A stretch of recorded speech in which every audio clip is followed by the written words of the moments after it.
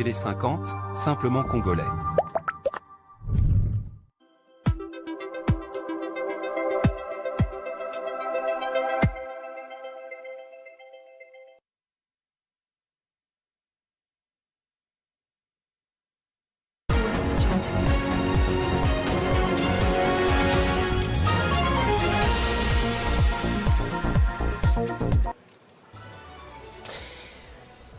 Morts, c'est le bilan de l'éboulement des terres survenu mardi à Kasasa, dans la cité minière de Rubaya, au Nord Kivu.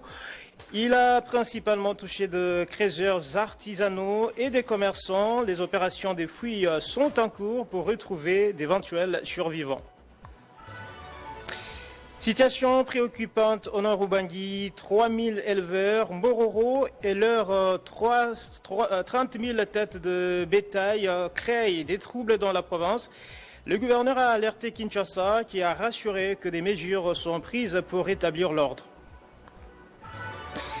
L'actualité, c'est aussi le gouvernement congolais qui vient de lancer une offensive contre les abus sur les réseaux sociaux. Les procureurs généraux ont reçu l'instruction de renforcer les poursuites contre leurs auteurs. Les infractions visées incluent notamment la diffamation, les injures, la propagation des fausses informations, l'incitation à la haine.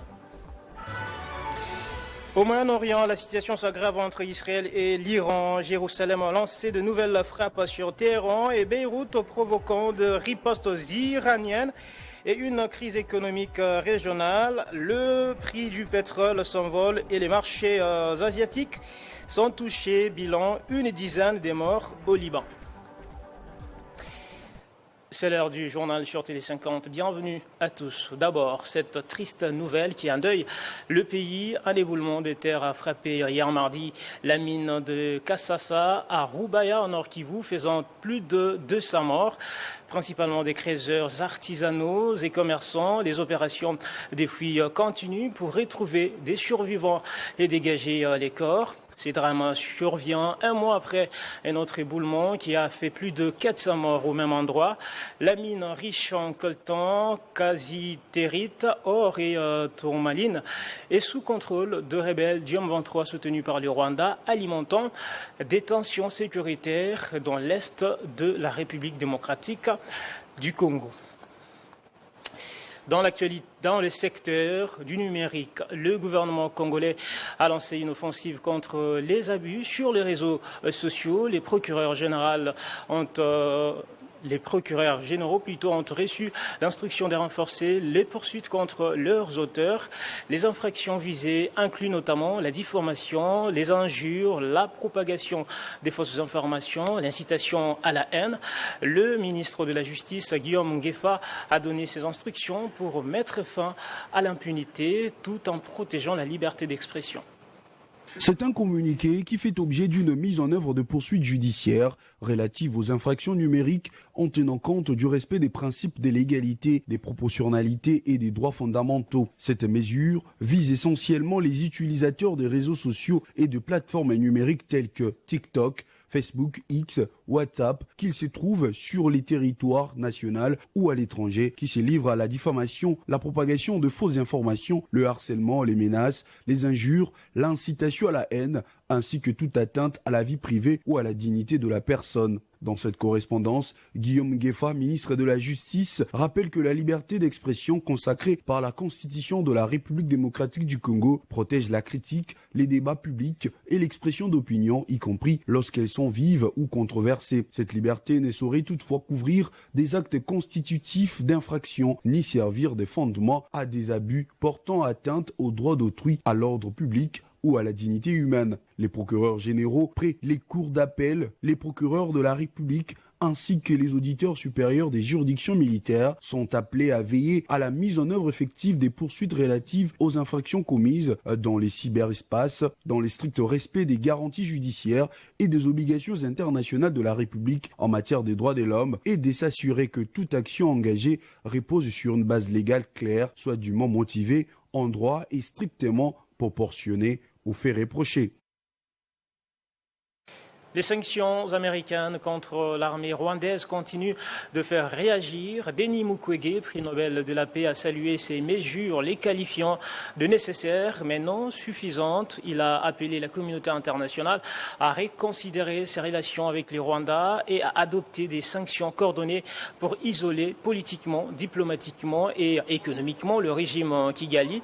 Mukwege a également exhorté l'Union européenne et d'autres États européens à suspendre leur coopération sécuritaire et militaire avec les Rwandais et à geler l'aide budgétaire directe. Retour donc sur les contextes de ces dossiers et des conséquences qui en découlent. Les 4 officiers supérieurs concernés par les sanctions individuelles sont Ruki Karusisi, commandant de la 5e division d'infanterie des FDR, Stanislas Gashugi, commandant des forces d'opération spéciales, Mubarak Muganga, chef d'état-major de défense, et Vincent Nyakarundi, chef d'état-major de l'armée rwandaise. Ces mesures visent à forcer le Rwanda à cesser son soutien au M23 et à respecter les accords de Washington pour la paix et la prospérité. Parmi les conséquences liées à ces sanctions, on note le gel des avoirs, l'interdiction des transactions, l'isolement diplomatique, la pression sur le Rwanda et les soutiens à la RDC. Les avoirs des personnes et entités désignées situées aux États-Unis ou sous contrôle américain sont bloqués et doivent être signalés à l'OFAC. Cela signifie que les biens et les comptes bancaires de ces personnes et entités sont gelés, ce qui les empêche d'accéder à leurs ressources financières. Les transactions impliquant ces actifs par des personnes américaines ou transitant par les États-Unis sont interdites sauf autorisation spécifique. Cela signifie que les entreprises et les individus américains ne peuvent pas faire des affaires avec les personnes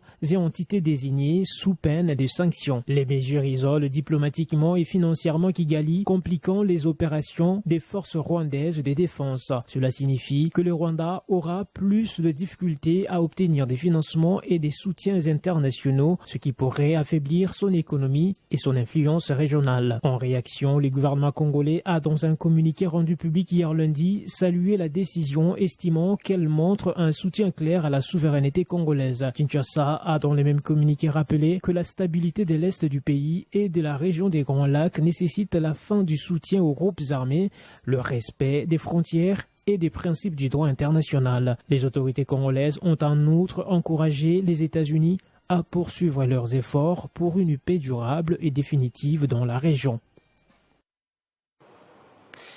Je l'ai annoncé au sommaire, le gouverneur du Nord, Ubangi, a alerté le vice-premier ministre de la Défense et le chef d'état-major général de FARDC sur la situation sécuritaire préoccupante dans la province. En effet, environ 3000 éleveurs Mbororo, accompagnés de près de 30 000 têtes de bétail, sèment la terreur parmi les populations locales. Kinshasa a rassuré que des mesures sont prises pour rétablir l'ordre. La situation sécuritaire dans la province du Nord Ubangi était au centre des échanges mardi 3 mars entre le vice-premier ministre, ministre de la Défense nationale et des anciens combattants, Maître Guy Kabombo Mwadianvita, et le ministre d'État en charge du développement rural, Grégoire Mouchaïl, en présence du gouverneur des provinces, Jean Bosco Katongo. Y était aussi le chef d'état-major général des forces armées de la RDC. Les deux derniers ont rassuré le VPM de la Défense de la présence de 3000 éleveurs Mbororo derrière leurs bêtes estimées à plus de 30 000 têtes, sémant la frayeur au sein des paisibles citoyens. Nous avions remarqué quelques indices d'insécurité. C'est pourquoi nous sommes venus essayer de discuter. Je ramener Son Excellence, Monsieur le gouverneur de la province, pour qu'il puisse éclaircir et donner des pistes au gouvernement central pour tout ce qui se passe dans sa province. La population est inquiète, pourvu que les animaux ravagent tous les champs et les vivres à leur passage. Le gouverneur Jean Bosco Katongo a aussi révélé le cas d'un de ses éleveurs qui aurait poignardé un jeune de 23 ans qui a succombé de ses blessures. Dernièrement, il y a un de ces éleveurs qui a poignardé un jeune homme de 23 ans et qui a succombé de ses blessures. Et nous pensions que nous devrions, comme le ministre d'État au développement rural était passé chez nous pour un projet, nous en avons profité pour lui faire rapport. Préoccupé par la gravité des faits, le vice-premier ministre, ministre de la Défense nationale et ancien combattant Guy Kabombo Madianvita a promis d'élaborer un rapport au commandant suprême, chef de l'État, Félix-Antoine Tshisekedi Tshilombo, pour des orientations et des dispositions qui s'imposent avant d'alerter le chef d'état-major général sur la nécessité d'un redéploiement urgent des unités afin de rétablir la paix dans cette partie de la RDC. L'administration de l'Office national de pêche et aquaculture, ONPA, peut désormais fonctionner sans difficulté. Le comité de gestion de cet établissement public de l'État a reçu hier mardi des kits informatiques et fournitures de bureau de la part du ministre de la Pêche et Élevage, Jean-Pierre Tshimanga Bwana, en sa qualité de ministre de tutelle. Ces kits et fournitures sont composés notamment des ordinateurs portables et fixes, des imprimantes, des photocopieuses, des fardes chemises, des agrafeuses et autres. Pour le ministre Jean-Pierre Tshimanga Bwana, il s'agit de l'accompagnement de son ministère à cet établissement public appelé à moderniser les secteurs halieutiques pour assurer la sécurité alimentaire selon la vision du chef de l'État, Félix-Antoine Tshisekedi. Un geste très salué par Henriette Ouamou Atamina et Epicure Boyi Lukuta, respectivement présidente du conseil d'administration et directeur général de l'Office national pêche et aquaculture. Monsieur le ministre nous a remis aujourd'hui des matériels informatiques et de bureau et donc pour l'accompagnement du ministère auprès de l'Office national de pêche et aquaculture. C'est un geste de soutien, d'accompagnement, comme je venais de le dire, que le ministre vient de faire pour permettre à ce que l'Office national de pêche et aquaculture, nous le remercions pour ce geste qui permet au fait aujourd'hui que l'ONPA puisse normalement. C'est le sentiment de joie parce que notre tutelle vient de mettre à notre disposition de quoi à fonctionner sur le plan administratif. Au nom de la PCA ici présente, du DGA et de tous les administrateurs mandataires publics de l'ONPA, je lui dis sincèrement merci.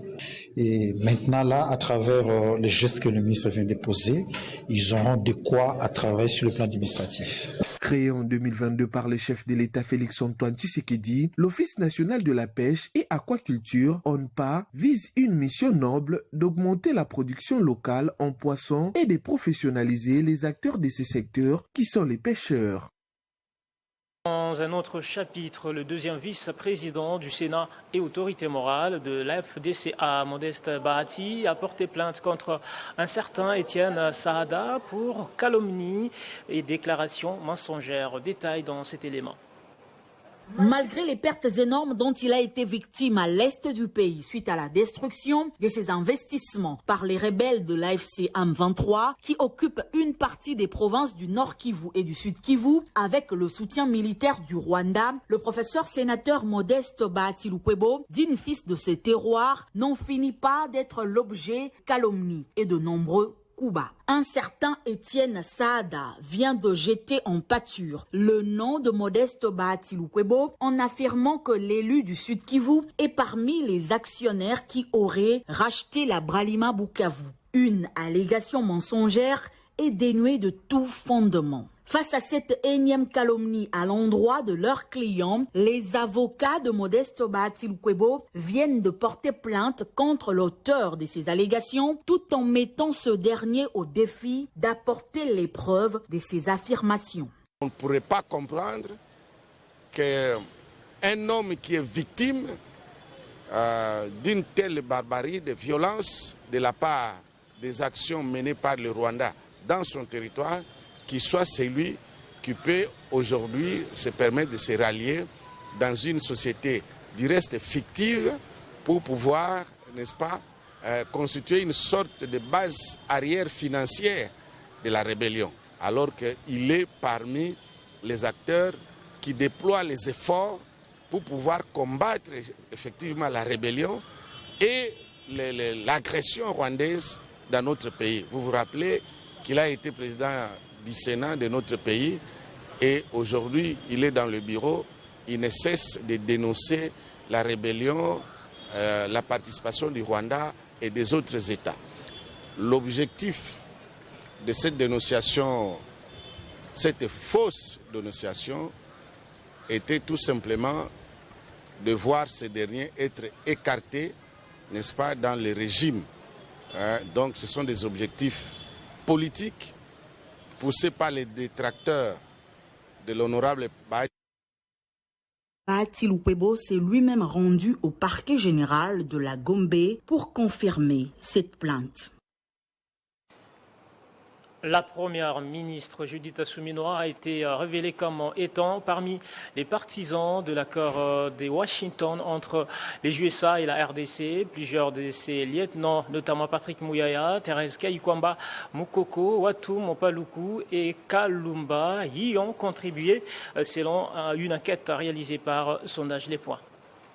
Selon les baromètres sociopolitiques de l'Institut Les Points, réalisés les 23 et 24 février 2026 auprès des 1000 habitants de la capitale, 73% des sondés jugent positifs les accords signés à Washington et l'accord des partenariats stratégiques entre Kinshasa et les États-Unis. En profondeur, 3 répondants sur 4 et 76% estiment que l'accord sert l'intérêt supérieur de la nation et 71% déclarent faire confiance au gouvernement pour en assurer la mise en œuvre. Seuls 8% y voient un danger pour la souveraineté nationale. Ainsi, la première ministre Judith Suminwa Tuluka sort renforcée du processus car 71% d'opinions favorables lui sont maintenant attribuées un capital politique que les points relie directement à son rôle dans la coordination des actions de vulgarisation et des redevabilités autour de cet accord. Les porte-paroles du gouvernement Patrick Muyaya récoltent, lui, 66% d'approbation, salué pour sa pédagogie et ses efforts de lutte contre la désinformation. Derrière eux figurent les VPM de l'économie nationale, Daniel Mukoko Samba avec 61%, Thérèse Kayikwamba Wagner, ministre des Affaires étrangères, qui s'est battu tant mieux que mal, a obtenu 58% d'opinion favorable.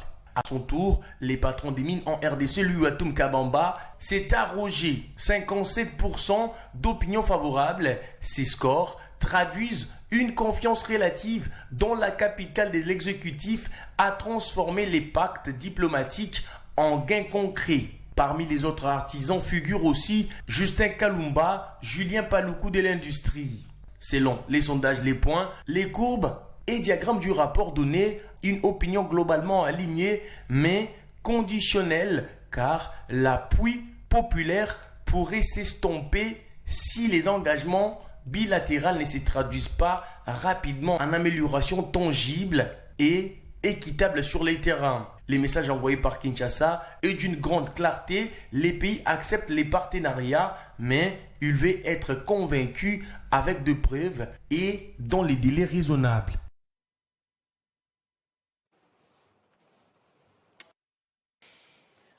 En international, la situation s'aggrave entre Israël et l'Iran. Jérusalem a lancé de nouvelles frappes sur Téhéran, provoquant des ripostes iraniennes et une crise économique régionale.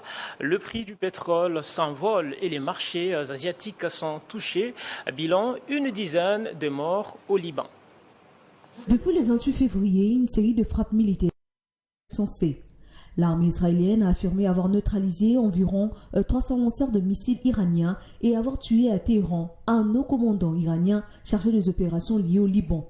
Elle a également indiqué avoir déployé des soldats en plusieurs points du sud du Liban. D'après le Croissant Rouge iranien, au moins 787 personnes ont été tuées en Iran depuis le début des frappes, tandis qu'une ONG iranienne basée aux États-Unis, Ashrana, fait état de près de 1000 blessés.